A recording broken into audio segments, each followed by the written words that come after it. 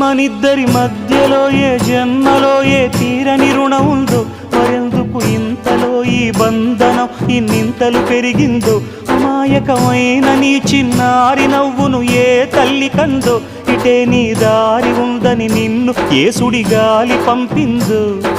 పాపం పుణ్యం దేవుడికెరుక, పేదకు దొరికిన బంగారు కణిక, పాలు వెన్నాలేవని అనక ప్రేమను తాగి పెరగవెసిలక. వలేసే పాడు లోకం కంటపడక ఉండు నాయనక, ఇలా నా గుండెలోనే గువ్వల కొలు ఉండిపోయింక. ఇటే పోస్తే ఎమున్నైనా నిలేస్తానే, మరింక ఏ కీడు నీ వంక రాలేదు.